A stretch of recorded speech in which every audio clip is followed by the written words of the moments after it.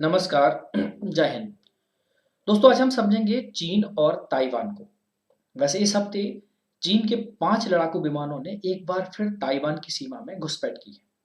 चीन के लड़ाकू विमानों ने पिछले साल रिकॉर्ड बनाने के बाद इस साल महज एक महीने में ही 9 बार ताइवान की हवाई सीमा में घुसपैठ कर ली। अब घुसपैठ की इन घटनाओं से चीन और ताइवान के बीच तनाव लगातार बढ़ रहा है और इसकी असली वजह है ताइवान को चीन में मिलाने का लक्ष्य, जो फिलहाल चीन ने बना रखा है। चीन के राष्ट्रपति हैं शी जिनपिंग। उन्होंने कहा कि ताइवान के साथ चीन का फिर से एकीकरण जरूर होगा। उन्होंने यह लक्ष्य पाने के लिए ताकत का इस्तेमाल करने की संभावनाओं को खारिज नहीं किया। चीन मानता है कि ताइवान उसका एक प्रांत है जो फाइनली एक दिन फिर से चीन का हिस्सा बन जाएगा। दूसरी ओर ताइवान खुद को एक एक आजाद मुल्क मानता है, एक आजाद देश कहता है। ताइवान कहता है कि उसका अपना संविधान है और वहां पर लोगों द्वारा चुनी हुई सरकार का शासन है। आइए समझते हैं ताइवान की स्थिति को कि ताइवान की स्थिति क्या है। अगर ताइवान को देखें तो दक्षिण पूर्वी चीन के तट से करीब 100 मील की दूरी पर स्थित एक एक द्वीप है और इस द्वीप के पास एक द्वीपों की श्रृंखला है जहां पर कई अमेरिकी समर्थक छोटे छोटे देश स्थित हैं। अब अमेरिका की विदेश नीति के हिसाब से ये सभी द्वीप काफी अहम हैं क्योंकि अमेरिका भी चीन को नियंत्रित रखना चाहता है। चीन यदि ताइवान पर कब्जा कर लेता है तो पश्चिम के कई जो विद्वान हैं वो कहते हैं कि वो पश्चिमी प्रशांत महासागर में अपना दबदबा दिखाने में आजाद हो जाएगा। उसके बाद गुआम और हवाई द्वीपों पर मौजूद अमेरिकी सैन्य ठिकानों को भी खतरा हो सकता है।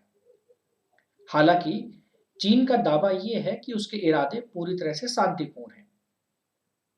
अब थोड़ा सा डिटेल देख लेते हैं कि जो चाइना और ताइवान के बीच ये जो विवाद चल रहा है उसकी वजह क्या है। चीन से कैसे अलग हुआ था ताइवान। दोनों के बीच अलगाव करीब दूसरे विश्व युद्ध के बाद हुआ।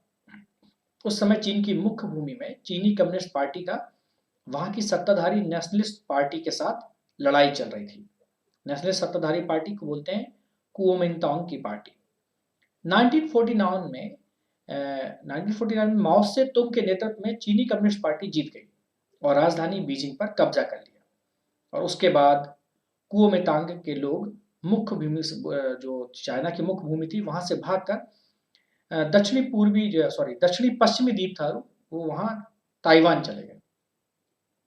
उसके बाद से अब तक जो कुओमितांग ताइवान की सबसे अहम पार्टी बनी हुई है और ताइवान के इतिहास में ज्यादातर समय तक कुओमितांग पार्टी का ही शासन रहा है। फिलहाल दुनिया के केवल 13 देश ही हैं जो ताइवान को एक अलग और सॉवरेन कंट्री या संप्रभु देश मानते हैं। चीन का दूसरे देशों पर ताइवान को मान्यता ना देने के लिए काफी कूटनीतिक दबाव रहता है और चीन की ये भी कोशिश रहती है कि दूसरे देश कुछ ऐसा ना करें जिससे ताइवान को एक अलग पहचान मिलती दिखे। अभी हाल ही में कुछ दिनों पहले ताइवान के रक्षा मंत्री ने भी कहा कि चीन के साथ उनके संबंध पिछले 40 सालों में सबसे खराब दौर से गुजर रहे हैं। तो आप इस स्टेटमेंट का मतलब समझ सकते हैं। क्या ताइवान अपनी रक्षा खुद कर सकता है कि उसे किसी के सहयोग की जरूरत पड़ेगी। चीन सैन्य तरीकों से कि अलग भी कदम उठाकर भी ताइवान का फिर से एकीकरण क्या कर सकता है, चलिए समझते हैं। दोनों देशों के आर्थिक संबंधों को अगर मजबूत बना दिया जाए तो दोनों देशों में समन्वय स्थापित हो सकता है। लेकिन दोनों देशों में यदि लड़ाई हुई तो ताइवान की सैन्य ताकत चीन के सामने बौनी साबित होगी। चीन का अपनी सेना पर सालाना खर्च दुनिया में अमेरिका को छोड़कर सबसे ज्यादा है। उसकी सैन्य ताकत काफी विविध और विशाल है। चाहे मिसाइल टेक्नोलॉजी को देखें या नौसेना या वायुसेना को। साइबर हमले करने में भी चीन का मुकाबला करना कुछ ही देशों के बस की बात है। इंटरनेशनल एक इंस्टीट्यूट है जिसको बोलते हैं इंस्टीट्यूट ऑफ स्ट्रेटेजिक स्टडीज। उन्होंने एक स्टडी की है, उसके मुताबिक चीन के पास हर तरह के सैनिकों को मिला ले तो वहां करीबन 20 लाख से ज्यादा एक्टिव सैनिक हैं, सक्रिय सैनिक हैं। वहीं ताइवान के पास केवल 1.5 लाख के लगभग ही सक्रिय सैनिक हैं। इस तरह चीन की ताकत अगर देखी जाए तो ताइवान से करीब 12 गुना ज्यादा है। बात यदि थल सेना की करें तो चीन में करीबन 9.5 लाख के लगभग थल सैनिक हैं, जबकि ताइवान में 11 गुना उससे कम है, कि मतलब केवल 88,000 ही थल सैनिक हैं। वहीं नौसेना में चीन के पास 2.5 लाख के लगभग हैं और ताइवान में केवल 40,000 सैनिक। चीन की वायुसेना में करीब 4 लाख लोग हैं, लेकिन ताइवान की वायुसेना में करीब 35,000 लोग ही हैं। इस सब के अलावा चीन के पास और भी 4 लाख दूसरे सैनिक हैं, जिसे पैरामिलिट्री कहते हैं। वहीं ताइवान के साथ ऐसा कुछ भी नहीं है।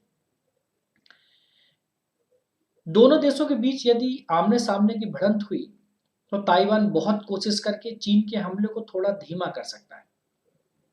उसे अमेरिका से मदद मिल सकती है, जो ताइवान को हथियार बेचता है। हालांकि अमेरिका की जो औपचारिक नीति है वो कूटनीतिक अस्पष्टता की रही है। दूसरे शब्दों में कहें तो अमेरिका जानबूझकर अपनी नीति को साफ नहीं करता कि हमले की सूरत में क्या और कैसे वो ताइवान की मदद करेगा। तो कूटनीतिक तौर पर जो चीन है वो फिलहाल अपनी स्पष्ट नीति की बात करता है और वो कहता है एक चीन की नीति। इसका मतलब ये हुआ कि अमेरिका की जो आधिकारिक लाइन है कि बीजिंग सरकार ही असली चीन की प्रतिनिधि है। उसका औपचारिक संबंध ताइवान की बजाय चीन के साथ है। 2021 में चीन ने ताइवान के वायु रक्षा क्षेत्र में अपने लड़ाकू विमान भेजकर उस पर दबाव बनाना शुरू किया था। और किसी देश का वायु रक्षा क्षेत्र वो इलाका होता है जहां देश की रक्षा के लिए विदेशी विमानों को पहचान कर उन पर निगरानी और नियंत्रण रखा जाता है। आप ये कह सकते हैं कि उनको चेतावनी दी जाती है, अगर वो नहीं मानते हैं और उसके बाद दोबारा उल्लंघन करते हैं तो उन वायुयानों को नष्ट भी किया जा सकता है, उन पर हमला भी किया जा सकता है। ताइवान ने 2020 में विमानों की घुसपैठ के आंकड़े सार्वजनिक किए।